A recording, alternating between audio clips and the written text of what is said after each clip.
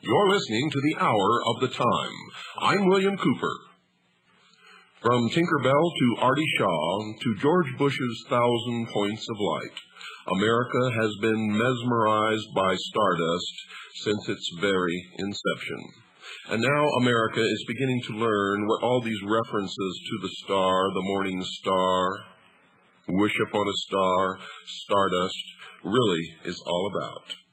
There was something very strange about the classical mysteries, something which attracted people to them, and having attracted them, made their initiates, with very few exceptions, permanent devotees. In Egypt, Greece, India, Rome, and a dozen other places and countries, sacred initiations took place in specially prepared sanctuaries, usually in a cave or underground. Priests of the mysteries enjoyed the profound respect of the masses, as well as that of kings and counselors, and in those days there was nothing really secret about it except the initiation rites and the knowledge which they retained for themselves, giving only the exoteric to the people. What were the mysteries? Until relatively recently, and relying upon comparatively scattered fragments such as Apollosius' golden ass, historians and religious writers had formed an opinion of them which has been shown to be extremely naive, if not outright false. They knew that at the ceremonies symbolical teaching took place, and hence inferred that the mysteries were a relic of the times when academic knowledge was guarded by the very few, and scientific truths such as Pythagorean theorems were given only and only to the elect. They knew also that orgiastic drumming and dancing formed a part of many of the rituals, and therefore told their readers that this was a degenerate form of religion or a mere excuse for licentiousness. They found that stories of ancient gods and heroes were recited, and were sure that the mysteries constituted little more than an underground survival of prehistoric religion, magic, or tribal initiation. Or maybe that's exactly what they wanted us to believe, knowing full well that it was false. And of course, if those who did the writing were members of the mysteries, they would never have allowed the secrets to be revealed to the profane. But times have changed, folks. The study of brainwashing and mind control and conditioning the mind within the past decade or so has helped to lay bare the essence of the mysteries and has answered the riddles which surrounded them. You see in this process, those who had tried to keep the celebration of the mysteries alive, who had tried to revive them, have been shown up as relying upon the symbolic interpretation alone. And this revelation has been in its own way one of the most startling developments of contemporary religion. You see, for almost anyone, for instance, can get away with telling anyone else that he was an Egyptian priest in a former incarnation, because there's so very little verifiable material available to prove the reverse. It becomes obvious, though, when you attend a party populated by these nuts, when 6 people introduce themselves as having been Abraham Lincoln in a past life. But let anyone attempt to celebrate any of the ancient mystery cult's rituals, and unless he has a sound idea of how the human mind works, he is likely to escape the criticism of those physiologists who now see in the mysteries an almost open book. So let us return to a sketch of the conventional knowledge about the mysteries. In those of Eleusis celebrated in Greece, the candidate had to undergo fasting or abstinence from certain foods. There were processions with sacred statues carried from Athens to Eleusis. Those who were to be initiated waited for long periods of time outside the hall in the temple where the rites were to be held, building up a tremendous tension of suspense. Eventually, a torchbearer led them within the precincts, usually underground. The ceremonies included a ritualistic meal, 1 or 2 dramas, the exhibition of sacred objects, the giving of the word, an address by the Hierophant, and oddly enough, closure with the Sanskrit words, Tansha Ampaksha. The elements included the clashing of cymbals, tension, and a certain degree of debilitation. Eating something, plus conditions which were awe-inspiring, strange. The candidate was in the hands of and guided by the priesthood. Other factors were drinking a soporific draught, symbolic sentence of death, whirling around a circle. Initiation ceremonies of secret cults and the mystery type invariably involved tests, sometimes most severe ones. The effect of certain experiences was a carefully worked program of mind training, which is familiar in modern times as that which is employed by certain totalitarian states to condition or reshape the thinking of an individual. Are you listening to me, all you Freemasons out there who think that you're so smart? Well, you're not. This process produces a state in which the mind is pliant enough to have certain ideas implanted, ideas which resist a great deal of counter-influence. This was the secret of the mysteries, this and nothing else. Echoes of such training are to be seen in the rituals of certain secret societies without mystical pretensions which survive to this day. Trials, terror, expectancy, drinking, and the rest. That this fact was known in the past, folks, is evidenced by the words of Aristotle, who was exiled because he was said to have revealed something about the mysteries, and he said this, quote, "Those who are being initiated do not so much learn anything as experience certain emotions and are thrown into a special state of mind," unquote. Well, what was this special state of mind? Folks, it was a plasticity in order that the conditioning might take permanent root. The psychologist William Sargent, the greatest authority on this subject, says in his classic Battle for the Mind, quote, "It seems, therefore, that there are common final paths which all individual animals, though initial temperamental responses to imposed stresses vary greatly, must finally take.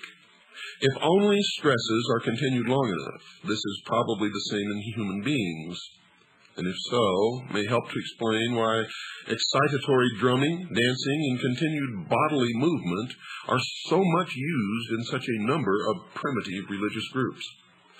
The efforts and excitement of keeping the dance in progress for many hours on end should wear down, and if need be, finally subdue even the strongest and most stubborn temperament, such as might be able to survive frightening and exciting talk alone for days or weeks," unquote.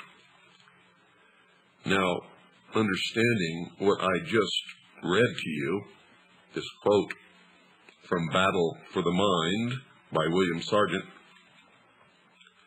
can you still say that music plays no part in the conditioning of the mind? That the words in the music is not being entrapped by the subconscious of those young people who dance for hours listening to this music? If so, I think you'd better rethink that position. For it is a form of mind control, brainwashing. Dr. Sargent notes that Chinese experiments in mass excitation, breaking down and reconditioning are based on the same physiological principles as religious conversion and also group and individual psychotherapy treatments. Folks, these include the application of tension, fear, anxiety, conflict to the point where the subjects are uncertain. And in this state, suggestibility is increased and the old pattern of behavior is disrupted. The fact that the devotees of the mysteries were thoroughly conditioned to them and felt that they were important in their lives is seen in much historical evidence. Even in the 4th century of the Christian era, the Greeks were insisting that they, quote, would consider life unbearable if they were not allowed to celebrate those most sacred mysteries which unite the human race, unquote. Now, the work of those who have pointed out the function of the mysteries as mind training and conditioning has, of course, evoked no answer from those who still think that the rituals are mere symbolic representations of knowledge or facts. And indeed, they cannot admit this.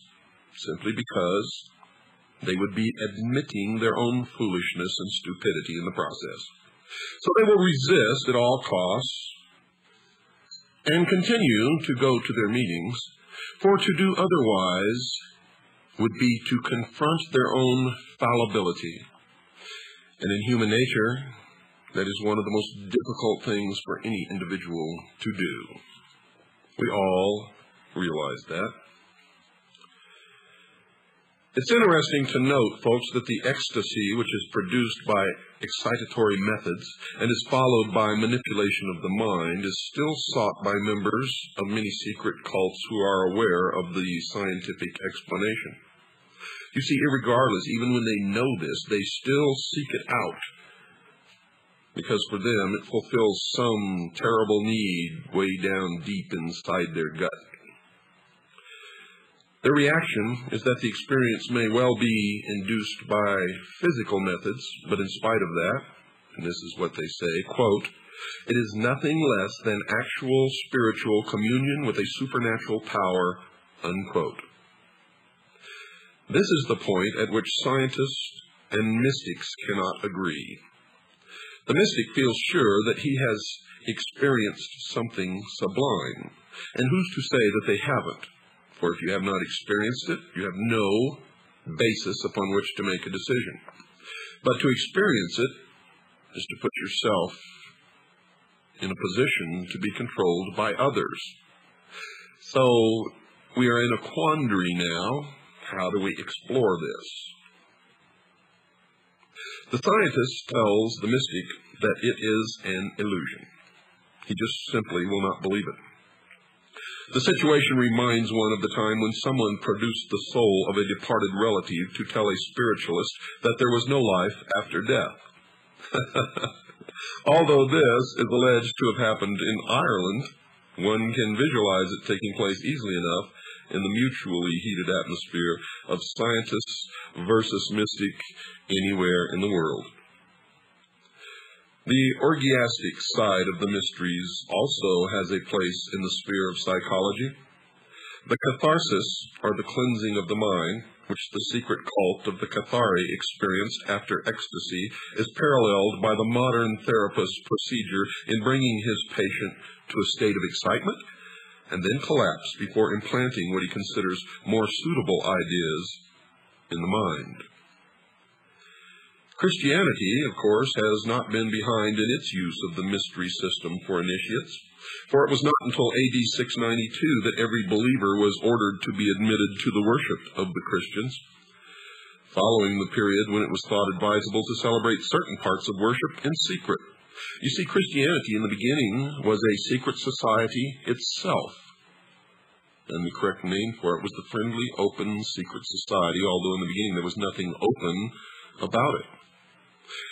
Traces of this survive in such customs as that of the Greek Orthodox Church, where the priest celebrates divine worship behind a curtain, which is only taken away during the elevation of the host.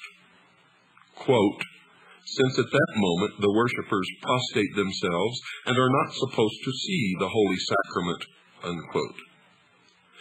The reason given for the secrecy of the practice of the Christian cult gives a clue in explaining that the celebrant must be prepared by expectation. St. Augustine laid down that secrecy was essential because the mysteries of Christianity were incomprehensible to human intellect and should not be derided by the uninitiated. Secondly, because this secret produced greater veneration for the rites. Thirdly, that the holy curiosity of those to be initiated into the experience of Christianity should be increased in order that they might attain to a perfect knowledge of the faith. And to tell you quite frankly, folks, in my study of mind control, the Christian church would swell well beyond any conception or imagination of what their numbers could be if they had continued their secrecy. Saint Basil, de Spiritu Sanctu, cap, let me see, that's the 17th. That's a writing, folks. tells how the fathers of the church, quote, were well instructed to preserve the veneration of the mysteries in silence. For how could it be proper publicly to proclaim in writing the doctrine of those things? Now, this all sounds silly to us today. But believe me, folks, there is nothing silly about it. And if it were practiced today as it was then, the Christian church would be more powerful than you could possibly conceive. Now remember, this is the results of our research. I myself consider myself to be a Christian, and that I follow the teachings, the words of Christ in my daily life, not the dogma of any church, not the preaching of any minister or priest, but simply and only the words of Christ. Seated upon the foundation of that which God gave us early in our history, the moral code called the Ten Commandments, as they were originally given to Moses, and not as they were changed by man in the form of the Pope. The origin of mystery ceremonies seems to be India, or at least the place and time when the Brahmin priesthood started its initiations. The ceremonies were based upon the Hindu myths, but the procedure followed in training the aspirant is strikingly similar in Egypt, and Egypt profoundly influenced Greece. Any mention or discussion of the Babylonian mysteries or the Babylonian religion is usually met with much criticism and derision by those who believe that it was a terrible institution. The mysteries definitely came from the East, and the East in the mysteries still survives today. When one Freemason greets another and he's not sure if he's really a Freemason, he'll ask him if he's a traveler, or if he's traveling, or if he is a fellow traveler. All, I might add, were the same code of identification used by the Communist Party in this country, because communism and the mysteries are the same entity as are socialism and the mysteries. When they meet, and this exchange takes place, the one being queried if he is indeed a member of the mystery religion will say, "Yes, I'm a traveler," to which the first, or the inquirer, will respond with, "Where are you going?" or "Where are you traveling? From where to where?" And the answer will be, "From west to east." For the east is the position of the rising sun, where the knowledge comes from. You see, for in early history, it certainly can be proven to have come from the east. And the sun was the symbol of the intellect. It began by being the symbol of the unseen God of the universe, and slowly transformed into the symbol of the intellect, the light, Osiris, Ra, Lucifer. Prayer, fasting, and study were the first requirements when the Indian candidate prepared himself for the trials which were before him. All of this, folks, originated in Babylon at the dawn of civilization. For the actual sight of the great gods and for the final word or teaching which would be implanted in his mind when it had become sufficiently prepared to receive it. And if the weather was cold, he would have to sit in the snow or rain naked. In the torrid heat, he sat in the full blaze of the sun with 4 fires built around him to give additional heat. And this was the first part of the undertaking. While he repeated prayers and repetitions, which included the invocation for his complete conversion. This latter concentration, folks, upon the desires of the candidate is applied in more than one of the mysteries. Some of the initiation ceremonies were cruel and painful. Coupled with the word which is given during the ceremonies, it means that the power of suggestion is being applied continuously and should penetrate into the mind at every moment when it is able to receive it. This period of dedication was succeeded by one in which he visited the underground cave of initiation. And when it wasn't in a cave, it was in a tomb or a crypt, such as the pyramids of Egypt, which were never tombs of pharaohs, but were, from the beginning until the end of their use, they were temples of initiation.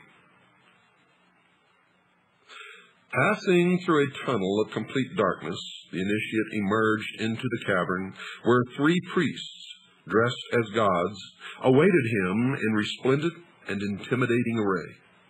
After being addressed and partaking in the oration of prayers, the initiate walked rapidly around the temple several times, this called circumambulation, and was then carried through several subterranean and unlit caves. During this time, there were wails, screams, and shouts from every side, while illuminated specters and other horrors abounded. At the end of this terrible experience, the aspirant came to 2 doors, which, when thrown open to the sound of the sacred conch trumpet — the conch, folks, is a shell — revealed a scene of brilliance and glory. This hall was full of every delight in the form of pictures, music, and perfume. The initiate walked to an altar in the room where he was again harangued and presented with his 7-fold cord which marked his passing through the initiation. Now, if we compare these proceedings with those which were said to be carried out among the Egyptians, the parallelism is startling even today. The candidate was taken to a well, which he had to descend until he came to a tunnel. Torch in hand, he passed through a door, which closed with a resounding noise, as if never to be opened again. He was met by frightful figures, which offered him a last chance of going back. Then he passed through a fire, swam through a dangerous underground stream, and as soon as he reached a door and touched a ring to open it, a blast of air blew out the lamp, which gave the only available light. Some type of machine swung him over a bottomless pit, and just as he was on the point of exhaustion, an ivory door opened, and he found himself on the threshold of the resplendent temple of Isis. Here the priests received him into their company. After this series of tests, he had to undergo fasting and what would nowadays be called indoctrination before he could be considered completely initiated into even the first degree. The foregoing experiences were followed by the higher degrees, those of Serapis and Osiris. And in the process, the wives of the priests would tease him and cajole him and try to get him to make love to them. And if he successfully resisted, then he could say that he had passed all the tests. But if he succumbed to their advances, he was not considered worthy. It is needless to outline the beliefs and methods used in the Chinese, Japanese, South American, and other mysteries, because while the legends which are inculcated may vary in some way, they are all essentially and basically the same. The training hardly varies at all. The real mystery of the mysteries, folks, is how and when man first discovered the use of certain procedures to condition other men and thus rule them and control them, and whether the discovery was instantaneous or gradual, or simultaneous or at different times and places. But one cannot date doctrines as one can archaeological finds by radioactive carbon dating. And so you've reached another milestone in your education into the mysteries, and this program is only half completed. And again, I must remind you that we have just begun, for we are essentially covering 6,000 years of the history of a hidden religion known simply as the mysteries, To Christians, it is Mystery Babylon. To others, it is called the Invisible College. In all cases, it belongs to those who consider themselves in possession of the only truly mature minds, and thus the only ones capable of knowing certain advancements in technology, sociology, and many, many other things. They call themselves the guardians of the secrets of the ages. And I can assure you, folks, they are in complete control of all elements of our society, military, and government at this time. So it is essential that you learn these facts about them and their organization so that we can decide our future. The cult of Mithra, the intercessor between man and the Persian divine power, Ormuz, was once an extremely widespread one, for it is the original cult of the sun. From its origins in Persia, the faith spread to Babylonia, Greece, and finally the Roman Empire, where it struggled against Christianity at the latter's inception. Christianity believes that it won with the decline of the material virtues of the Romans, but there are people who worship the solar deity today, and even London has its Mithra temple.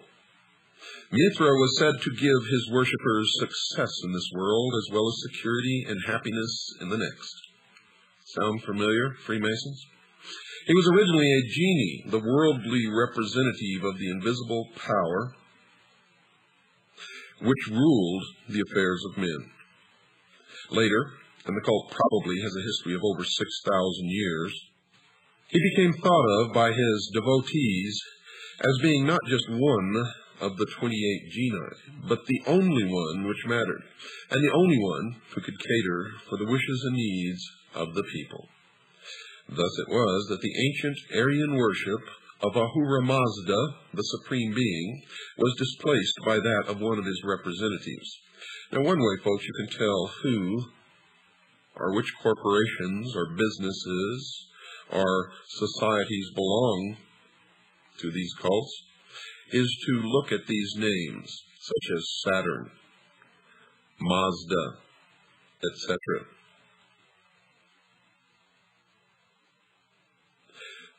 Ahura Mazda, the Supreme Being, was displaced by that of one of his representatives, although archaeological research has produced little to give a clear picture of the rituals and beliefs of the Mithraists.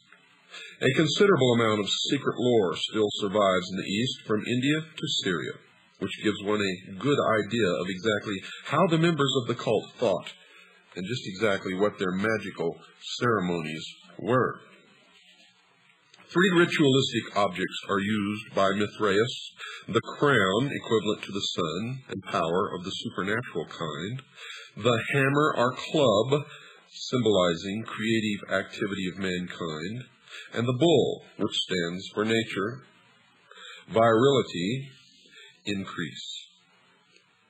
By the proper understanding of these objects and just exactly what they represent, Mithraeus have it that the ordinary man can transcend his environment, can become great or successful, or can achieve what he wants to do and enters a delightful afterlife. What must he give in exchange? Nothing but worship to the principle which presides over all destiny and control to the priests of the religion. Now let's regress just a moment and let me explain to you why the bull. Throughout the ancient world, you see the symbology of the bull. Now you have to remember this history goes back 6,000 years, the first 2,000 of which, looking back, is the Christian era. Now remember, this is the age of Pisces, or the 2 fish.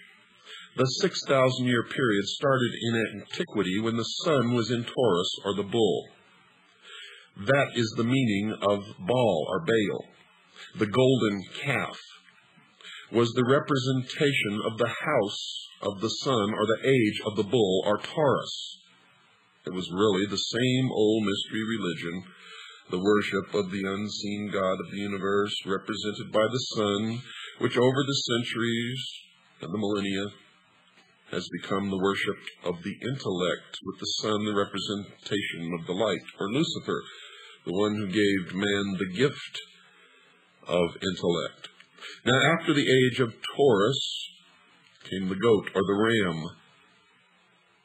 And this was symbolized by the symbol of the goat, or the goat of Mendes. For in Mendes there was a temple erected to the worship of the mysteries.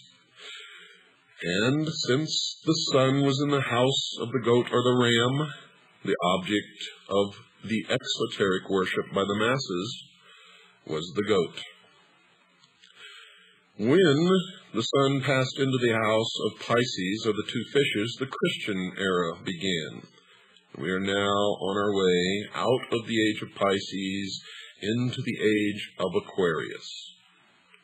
Once you understand that the ancient religion was a religion of the worship of the heavens, then everything begins to come together. And when you understand that they ceased believing in an all-powerful, unseen God or hidden God of the universe, and became essentially pantheists, believing that everything is God, they call this nature or the natural way, then you can understand how man became to worship the intellect, and the symbol which used to represent the unseen God of the universe came to represent the intellect, the use of which will bring man to the state of apotheosis, where man himself will become God. And then you begin to look at all the things that are happening today, and you see their symbology everywhere. Nowhere will you see it more prominently than the Looney Tune fringe element which call themselves ufologists. You will see that everything to do with the so-called UFO phenomena comes right out of the mystery schools. One reason, folks, for the loss of importance of the cult of Mithras, undoubtedly, is the admission was restricted to those who were thought worthy to receive the blessings which would come through the proper beliefs and use of the magical powers presided over by the Mithra priests. Christianity, for instance, was open to a far greater section of the population, even although the Christian mysteries were not accessible everywhere to all until relatively late in our history. At the same time, some of the Mithraist ceremonials were of such obvious emotional appeal that scholars are agreed that the purely ritualistic side of Christianity owes much to those of the sun god of the Persians. And if you've been listening to this program, you already know that Christianity was actually merged with the religion of the worship of the sun into what is now known as the Vatican. The lowest degree of initiation was known as the sacrament and could be administered to anyone, theoretically, who could be relied upon to keep a secret and who would eventually develop into a regular and devout worshiper. This degree was called that of the crow, and it symbolized, according to present-day Mithraeus, the death of the new member from which he would arise reborn as a new man, and today the crow is known as the phoenix. This death, or symbolic death, spelt the end of his life as an unbeliever and canceled his allegiance to former and unaccepted beliefs. The use of the word crow probably derives from the ancient Persian practice of exposing their dead to be eaten by carrion birds, which is still carried on by the Parsi community in India, who follow parts of ancient Iranian religion as supposedly taught by Zoroaster. But if the crow symbolized death, it was also the delegate privileged to take over the human body after death. Of course, this meant that in a sense it was superior to humanity. Thus it was that the members of the cult was superior to the ordinary run of mortals. They believed themselves to be a separate race of man, and still do. The candidate descended 7 steps into the temple, which was an underground one, fashioned in the shape of a cavern, and made to look as much as possible like a natural cave. Initiation tests now took place. The newcomer was pursued by wild beasts, priests in animal skins, demons, and all sorts of terrors. He had to fast for 3 days. In this debilitated, altered, and plastic state, he was given a lecture by a priest on the responsibilities which were now his. Among these were the necessity to call brother only those who had been initiated. In the words of a Freemason today, whose son I happen to know, "If you are not one of us, you are nothing." Those words were spoken to his son when he asked his father why the Freemasons that he knew and his father were persecuting a local businessman and trying to drive him out of business. Now bear in mind that his son was not a Freemason. Let me say those words again for you folks. Quote, "If you are not one of us, you are nothing." Unquote. All family ties were severed. Nothing mattered except doing one's job well and carrying out the worship of Mithra. The final ceremony took place amid the clash of cymbals, the beating of drums, and the unveiling of a statue of Mithra himself. This latter showed Mithra as a man carrying a bull by the hind legs. Now the symbolism of this piece of sculpture was explained to him. The bull, in addition to symbolizing fecundity, was representative of animal passion, and it was also the house in which the sun dwelt in the first 2,000 years of the religion. It was through invocations to Mithra that mankind first discovered how to overcome this force and how to discipline himself. Therefore, the secret of religion was partly that the worshipper must restrain himself physically in order to attain power over himself and over others. And this is the mystery of the Sphinx that man has been trying to decipher since man discovered the Sphinx in the modern world. It is simply this, that man is nothing but an animal with a brain, with an intellect. It is to remind us, folks, it is to tell us that no matter what you think or how high you get, you are still nothing but an animal with an intellect. Period. This graphic teaching of the diversion of sexual power into psychic channels shows that the Mithraists followed, in essence, the pattern of all mystery schools which believed in the production of power through discipline. In this, they are clearly distinguished from the more primitive and less important orgiastic schools, which merely practiced indiscriminate indulgence, mass immorality, and so on. The neophyte in this initiation then drank a little wine from the symbol to show that he realized that the symbol is the means whereby ritual ecstasy comes, which puts him in touch with the higher powers. Now, 2 long lines of initiates knelt on either side of the low stone benches which traversed the crypt. Remember, George Bush was initiated in the crypt or the tomb at Yale University into what is known as the Skull and Bones, the Russell Trust, the Brotherhood of Death.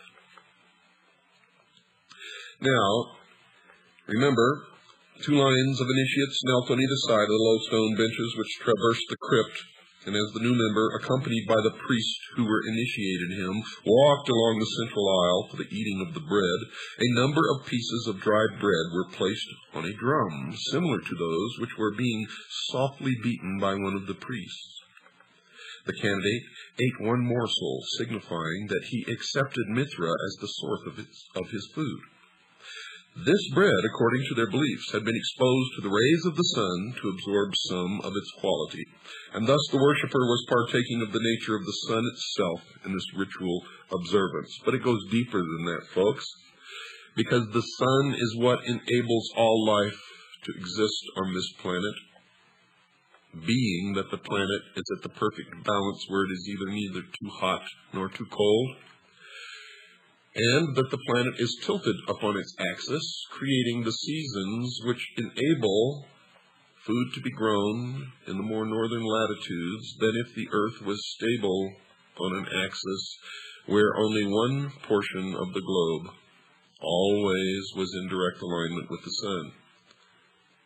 Then it would be too hot at the equator. There would be one narrow band in the northern and southern hemisphere where crops could be grown, and it would be too cold in the northern and southern hemispheres. So this ritual observance has scientific fact behind it, in that the bread indeed did come from the sun. And now the initiate was taught the password of the cult, which was to identify him to other members, and which he was to repeat to himself frequently in order to maintain the thought always in his mind. Quote, "I have eaten from the drum and drunk from the cymbal, and I have learned the secret of religion." Unquote. This is the cryptic phrase which an early Christian writer, Maternus, reports as being taught to the Mithraeus, quote, "by a demon." Unquote. The second degree of initiation was called the secret, and during this the candidate was brought to a state of ecstasy, in which he was somehow made to believe that he had seen the statue of the god actually endowed with life. Folks, it's not likely that there was any mechanical method by which this was done, because no such apparatus has been found in Mithraic temples unearthed. The candidate was brought up to the idol, to which he offered a loaf of bread and a cup of water. And this was to signify that he was a servant of the god, and that, quote, "by what sustains my life, I offer my entire life to your service," unquote. The grade of soldier may show that the military arts were responsible for a good deal of the power of Mithra worship in ancient Persia. Certain it is, in any case, that this degree greatly appealed to the Roman warriors, who formed a very large part of the rank and file of the cult during its western expansion. A sign similar to a cross, signifying the sun, was made on the forehead of the initiate, who was thus marked as owned by the deity. A crown was placed before him, hanging from the point of a sword. This he took and placed it aside with the words, "Mithra alone is my crown." And this, folks, this takes place in every mystery that there have ever been. Remember when Christ went into the desert for 40 days and 40 nights and was tempted by Satan? Satan offered him the crowns of any or all of the nations of the earth if he would just follow him, and Christ rejected it. The same thing happens in the mystery school. The initiate is always offered a crown, sometimes by the king or the emperor himself. And if he accepts the crown, he's considered unworthy, and being, as it would be interpreted as a threat to the real wearer of the crown, probably would have been executed. He was considered only worthy if he rejected the crown, symbolic of the ruler, the ruling of the nation or people or area. The Persian crown, it should be remembered, from which pattern all present-day crowns are eventually derived, is a golden sun disk with a hole in the center for the head. It is jagged at the edges, representing the sun's rays, just like that worn by the Statue of Liberty. And these projections are turned up to make what is still known in Western heraldry as the Oriental crown. You can also see this representation as the halo in Christian art. Now the candidate has to prove himself in a mock combat with soldiers and animals in a number of caves. When the Emperor Commodus went through this degree of initiation, he actually killed one of the participants, although he was supposed only to make a symbolic slaying. Passed through the soldier degree, the Mithraeus was eligible, after a lapse of time, to be promoted to the rank of lion. He was taken again to the cavern, and honey was smeared upon his brow as opposed to the water which had been used in his acceptance into the earlier degree, his baptism. The degree of lion was taken only by those who had decided to dedicate themselves completely to the cult, and who would henceforth have no truck with the ordinary world. The lion was, then, a sort of priest but rather more of a monk. He was trained in the rites of the cult and told certain secrets. The degree of Lion of Mithras could only be conferred only when the sun was occupying the zodiacal sign of Leo, and that's about July 21st to August 20th, during the Persian month of Asad, the lion.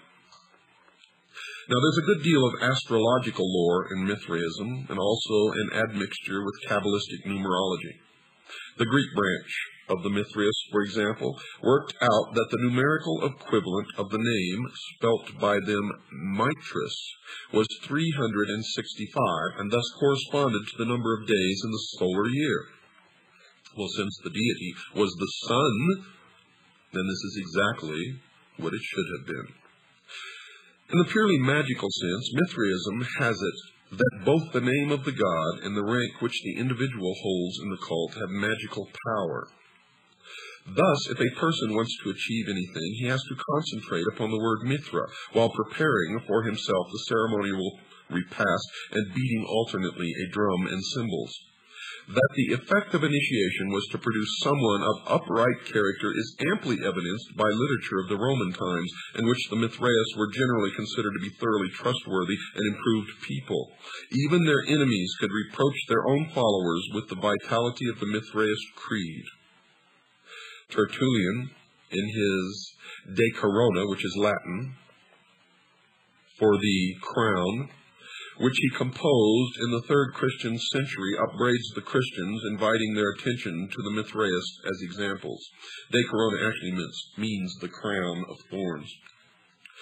You, his fellow warriors, should blush when exposed by any soldier of Mithra when he is enrolled in the cave. He is offered the crown which he spurns, and he takes his oath upon this moment and is to be believed.